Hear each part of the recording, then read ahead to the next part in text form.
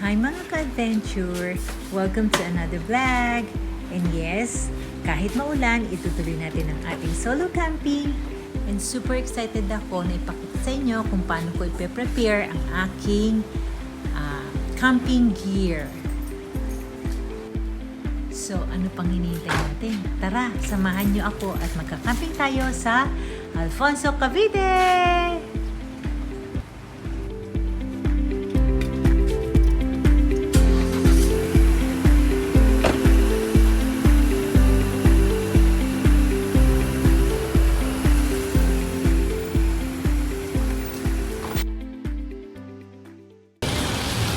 Wow, grabe. Nandito po lang tayo sa, ano ba to?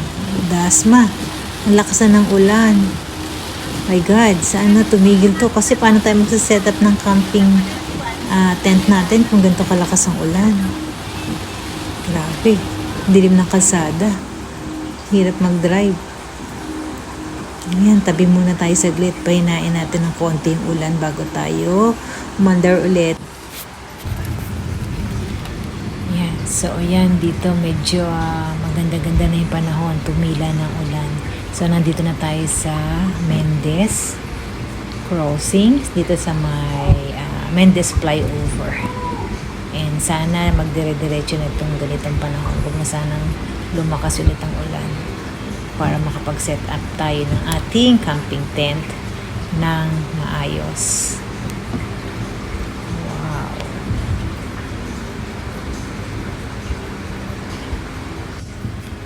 Well, actually, first time ko itong magka-camping na magsiset up tayo ng camping tent. Kasi yung first time ko na nag-solo camping ako, sa sasakyan lang ako natulog.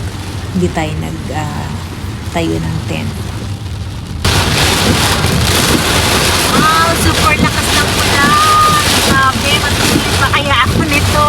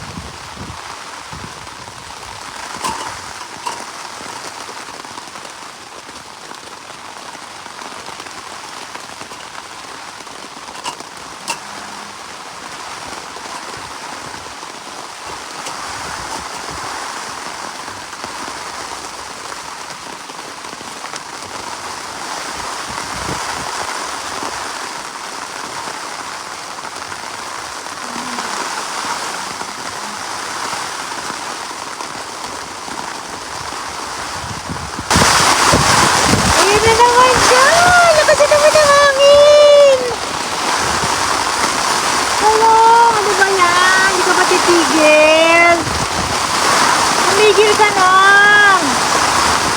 Parang makapagluto naman ako. Question why ulit natin kasi tumingin kanina yung ulan. Why ulit natin mag-set up? Baka sakali. Kaya lang, eto na naman siya. Ay, ayaw ko na makaawat ni Sarah. Oh my God.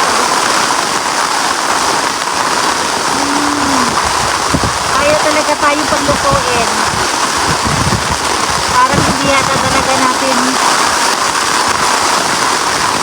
magagawa ang matulog ngayon sa tent. Talagang kailangan natin mag-rent ng room. Ay! Oh! Grabe! Tama na! Shock!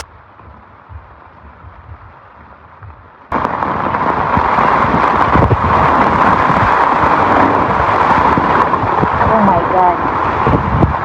Oh my God! Ayan na siya! Ayan na siya! Ay!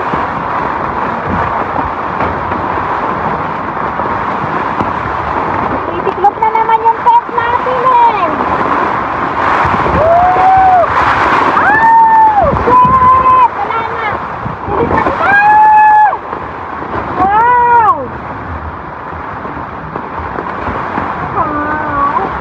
Ayaw talaga niya. Ayaw talaga tayong pagbigyan ni Sarah. Ah.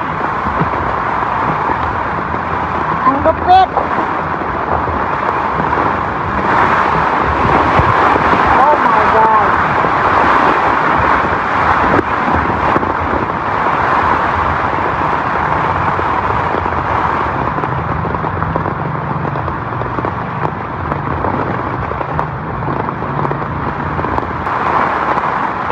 Wala na. Hindi na talaga. Ayaw na talaga. Uy.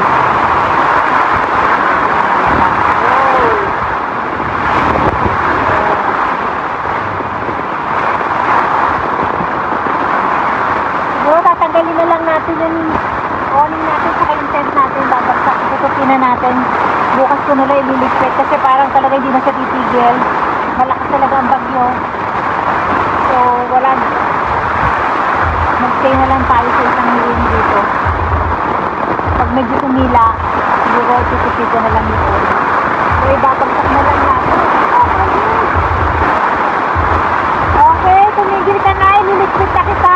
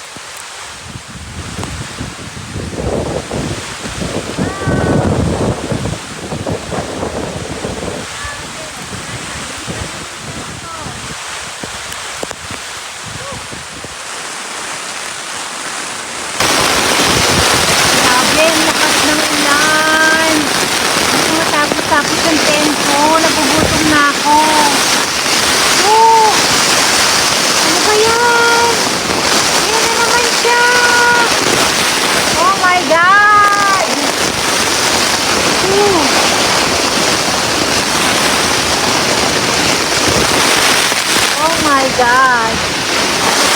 Ay! Nililipad na ang tent ko. Paano ba ito?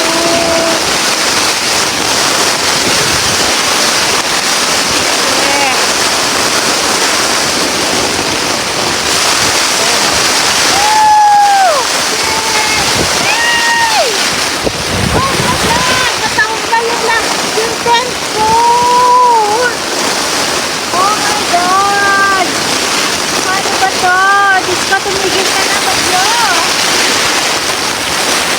Mukha yatang uuwi na lang ako nito ah.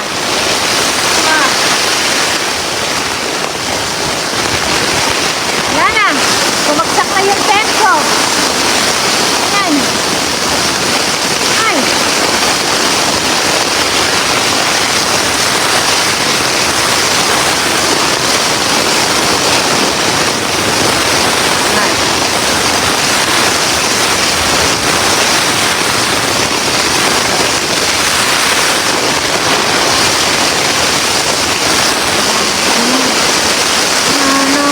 Ano yung tempo? Oh my God.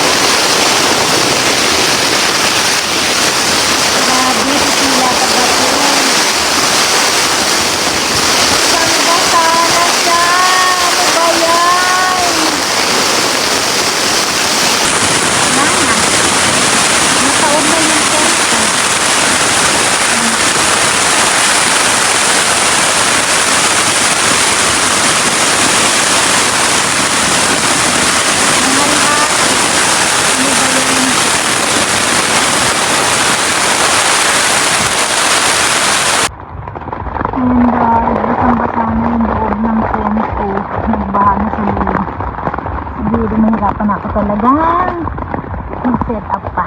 Basta hindi na lang siguro natin itutuloy yung camping ngayon. And siguro makikitulog muna ako doon. Magdaragan tayo ng isang rito, room. Bukas na lang natin siya ililigpit kasi nagugutom na ako sa lakas ng ulan. Siguro kailangan ko na rin maligo. Nagkasakit ako.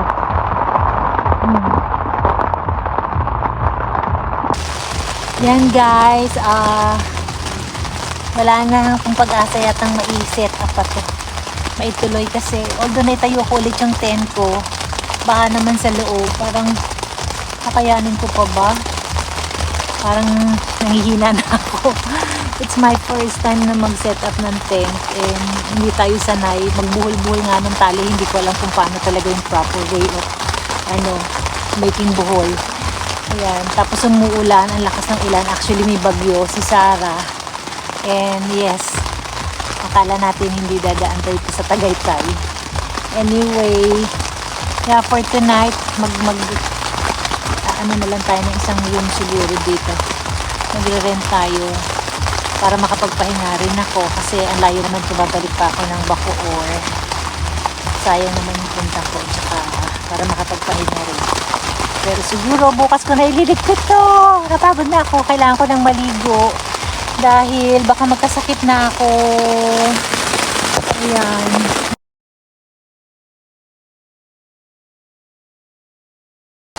Nag-emergency alert na. Siguro baha na sa maraming lugar. Anyway, yeah guys, siguro hanggang dito na muna. Bukas ko na ililigpit to and yeah, balik na lang tayo bukas. Bye! Nakakapagod, nakakaiyak. Ang hirap pala mag-camping mag-isa. Nakakagutom, nakakadepress. Ano ba to?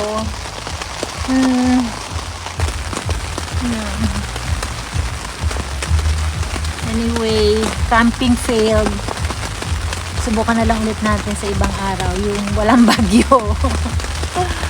Bye! Bye! Tagaytay.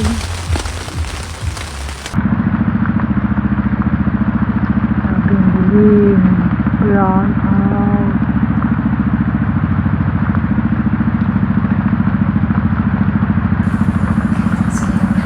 So sobrang lakas ng ulan. Hindi na natin pinilit pa na i-set up yung ating tent kasi ang lakas ng hangin at saka lakas ng ulan. Basang-basa na rin yung loob ng tent ko. So no way na makatulog pa ulit. Makatulog pa tayo sa loob ng tent. So nag-rent na lang po tayo ng isang room dito sa kanila. So isang maliit na room para magpalipas ng gabi and bukas na natin ililigpit yung ating tent.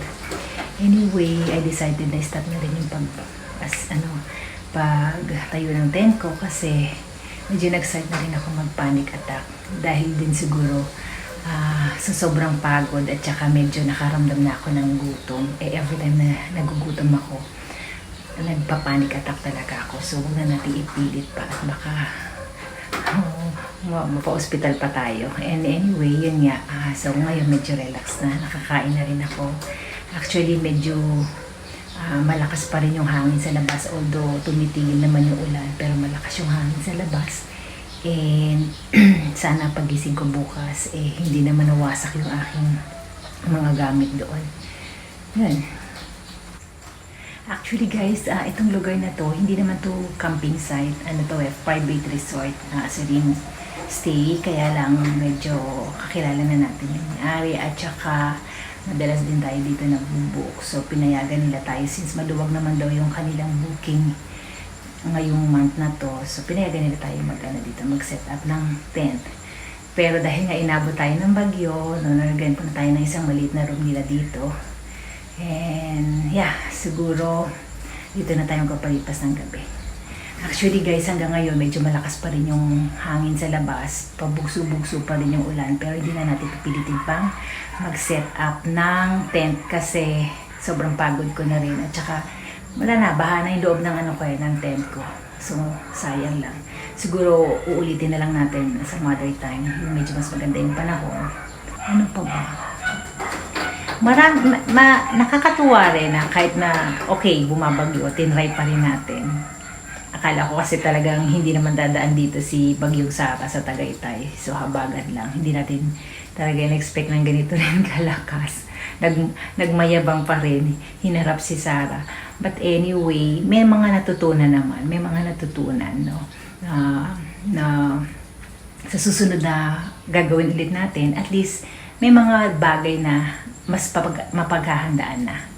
Actually, yung mga pagtali-tali nga nung mga sa tent, hindi ko masyadong maalam yan. Dahil first time ko talaga mag-set up ng camping tent. Yung first time ko na nag-solo camping, sa sasakyan ako natulog. Ngayon lang, second time, sabi ko, try ko naman yung mag-set up ng tent. Kaya lang, hindi nga tayo maalam. Although nanood ako sa YouTube, nakita ko naman kung paano. Kaya lang kanina, pagdating dito, hindi ko na nagawa yun. Kasi parang, inahabol ko yung baka lumakas yung hangin or lumakas yung ulan, hindi ko ma-set up yung tent.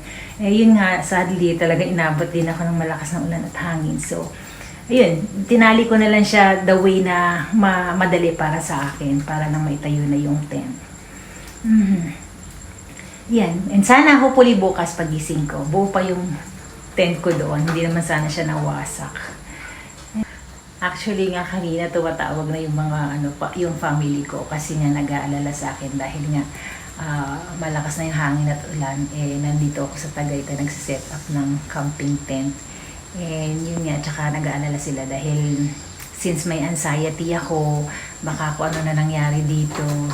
And hassle nga sa kanila kung nagpanic attack ako dito. Imagine ang layo, susundin pa nila ako dito sa Tagaytay.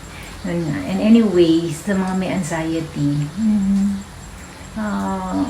okay lang naman na gawin yung ganitong bagay pag medyo alam mo kaya mo na naka-ready yung katawan mo at isip mo. Kasi ako talaga every time ako na mag-solo travel or ganito mag-solo camping or any adventure na gagawin ko ng solo, pinaghahandaan ko yung health ko. Kailangan complete yung sleep ko, And yung maganda yung pakiramdam ko. Kasi yun yung pinagmumulan sa akin, yun yung pinagmumulan ng panic attack ko. Pag nakakaramdam ako ng hindi maganda sa sarili ko na parang nahihilo ako, or pag nalipasan ako ng gutom especially, talagang nagpa-panic attack ako. Well, anyway, yung nangyari kanina or yung nangyari ngayon na pinilit pa rin mag-camping, para sa akin hindi naman to isang kagagahan actually. Kasi parang, ewan ko, hinarap ko rin yung adventure na ganito. Kasi parang sabi ko, nakaka-challenge. May anxiety ako. Tingnan ko nga kung kaya ko. And yes, may natutunan. Kaya sa susunod, alam na, di ba? And sana yung mga susunod kong gagawing adventure and or camping like this or mag-travel man ako na mag-isa, magiging okay na yung smooth talaga. Yun. But anyway, marami tayong natutunan tonight and yeah, sa mga susunod na adventure, maganda na ang mangyayari. Hopefully, maganda na mangyayari. And yun lang, and see you tomorrow. Pagising ko, tingnan natin kung anong sitwasyon ng aking tent. So, for now, good night na muna. Magpapahinga na tayo and see you tomorrow. Bye! Hi, good morning. So, ngayon, titignan natin ang sitwasyon sa aking tent. Kung buo pa ba siya o nawasak na. Tara, samahan niyo ako. Check natin.